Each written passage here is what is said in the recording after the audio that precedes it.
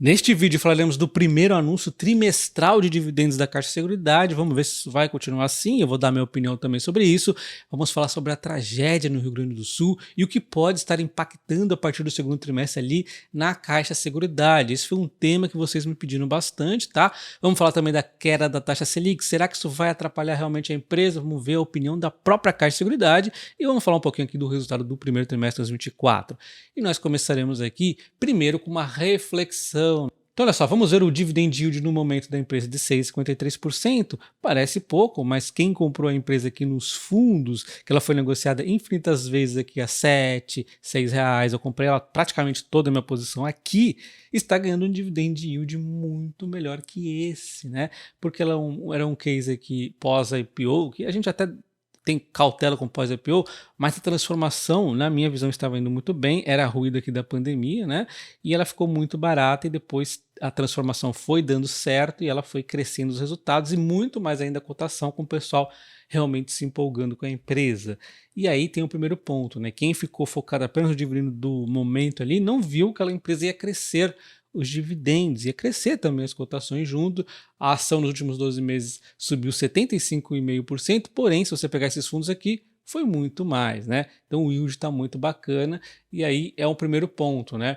Não ficar focando sempre no hoje, né? Esse dividendo vai crescer em termos de frequência do pagamento de dividendos, faz um dividendo intercalar antecipado, que equivale a quase 91% do lucro líquido deste primeiro trimestre, aqui até o 31 de março, né?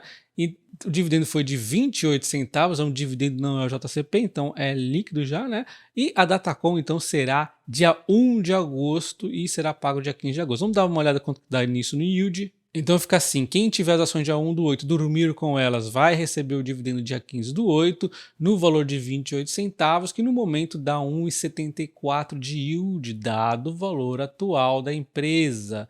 O que o investidor de verdade tem que focar é o quanto essa empresa vai crescer os resultados para poder crescer então estes dividendos. E aí, consequentemente, comprando a um preço anterior, né, da alta, vai ter um dividend yield maior no futuro. Então, realmente, sempre que possível, a empresa vai manter esse dividendo antecipado aqui, fazendo um dividendo trimestral. Vamos agora ver, então, os outros temas, tá? Vai ser meio que embolado, vocês vão acompanhando aí comigo, tá? Entendendo primeiro aqui, então, a frente de negócios de risco, onde tem a sinistralidade, né? Por isso que a gente chama aqui de negócio de risco. A gente tem um crescimento de 6,3% nos prêmios emitidos em relação a 1T, em relação ao quarto T, um decréscimo de 3%. Porém, nos prêmios ganhos, houve um crescimento de 0,4% em relação ao quarto T e um crescimento de 4,6% em relação a 1T23. Olha só, ela cresceu no habitacional muito forte, que é a linha onde ela é mais forte aqui, né? É a maior representatividade dos negócios da empresa, inclusive, e está muito atrelada ali à Caixa Econômica Federal, que também é muito forte nesse setor, né? O Vida também é bastante importante, mas deu uma leve queda aqui. Prestamista subiu, residencial subiu 1%, assistência, que é uma linha relativamente nova aqui da empresa, crescendo 60%, que é normal, que é uma linha mais nova, outros caindo 6%, ela tem um total aqui crescendo 5% em relação ao 4,6% em relação a um T23, né? Entendendo aqui um pouco mais da sinistralidade, né, que é importante a gente ver no negócio de risco, ela fez 21,6%, que está em linha aqui com a média de último um ano, né? Mas existe o medo aqui do pessoal de que essa sinistralidade aumente por conta do Sul. E é isso que a gente vai falar, tá? Então, olha só, nós temos aqui o principal risco da empresa no residencial, um risco fortíssimo que eu já vou comentar, e seguido aqui no habitacional. São as duas principais frentes de risco aqui em relação a essa tragédia do Sul.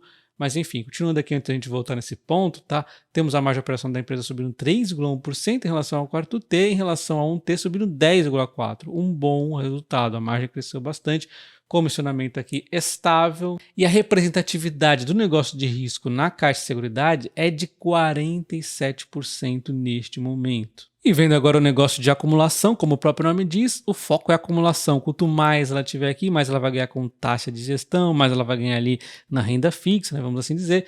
Então ela tem os recursos arrecadados aqui crescendo 7,2% em relação ao quarto T, crescendo 10% aqui em relação ao ano.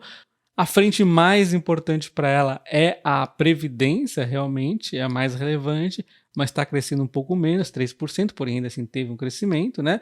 E recuperou-se legal em relação ao quarto T, enquanto consórcios está saltando demais, né? Até surpreendendo aqui positivamente. E capitalização também é uma ótima linha que cresceu muito aqui em relação ao 1T23, embora tenha dado uma leve desacelerada em relação ao quarto T. Como eu havia dito, o objetivo aqui é você ter a maior reserva possível. Olha como a reserva na Previdência então vem subindo, né?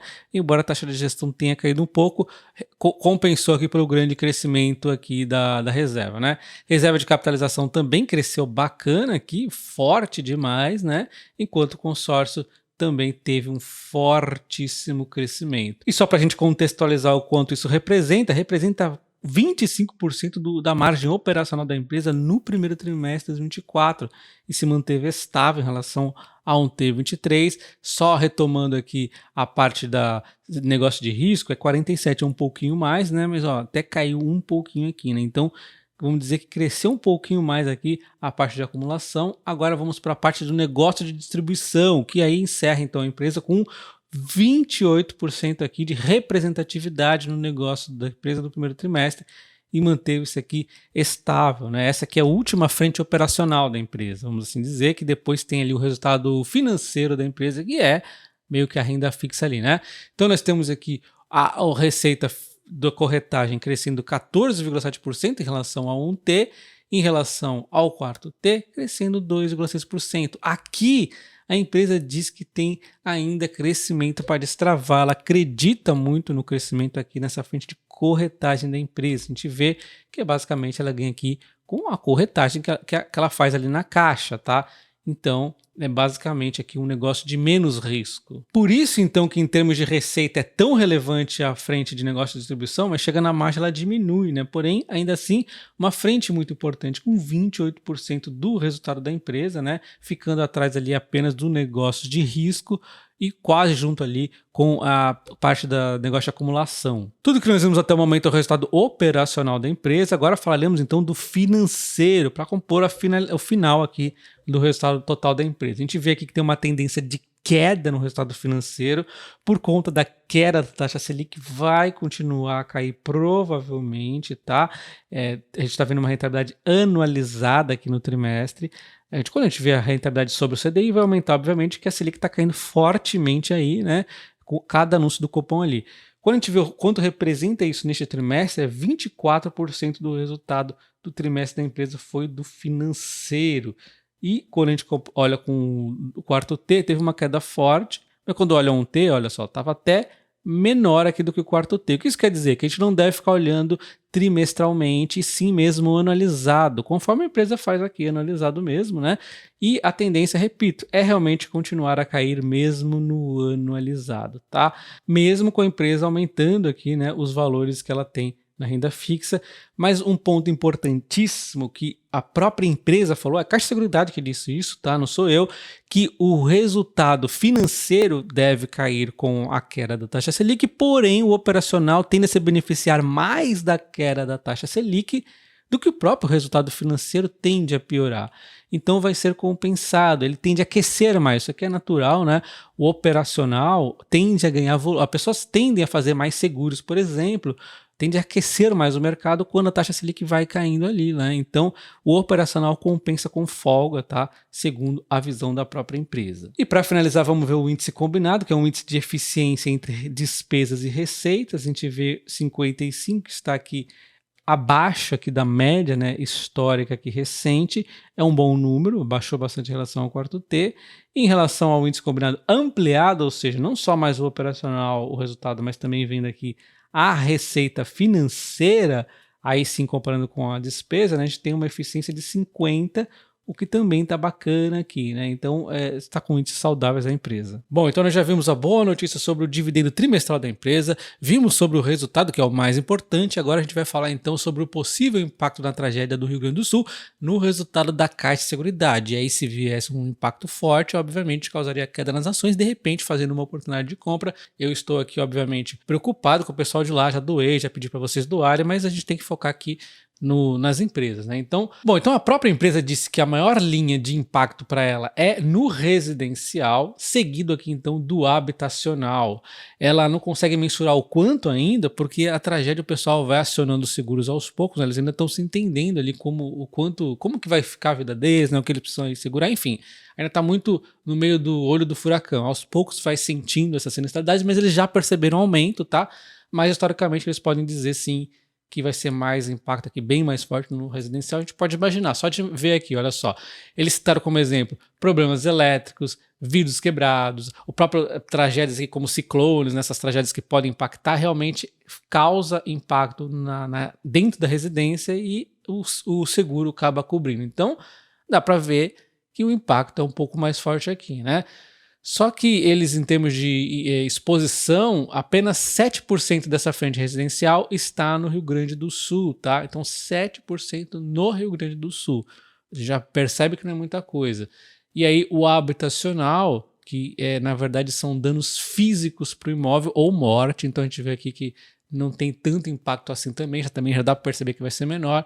Em termos de exposição, o habitacional é uma linha muito importante, mas é 5% no Rio Grande do Sul. Então a gente tem aqui o número de 7% e 5%, fazendo aqui com a representatividade dos 47% dessa linha de negócio de risco na empresa, a gente teria as seguintes proporções, né? 3,3 aqui representa o resultado residencial, 20,7 o habitacional.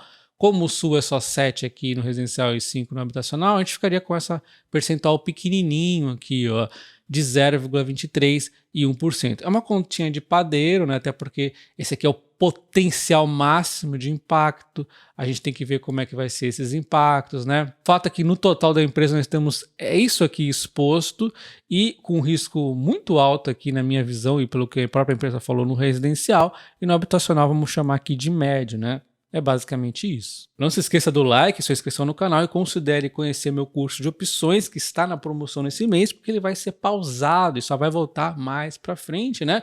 Porque ali no último dia de maio eu vou iniciar o meu curso de investimentos aqui e aí eu vou ter que pausar o curso de opções. Link na descrição do vídeo e nos comentários fixados. Um abraço.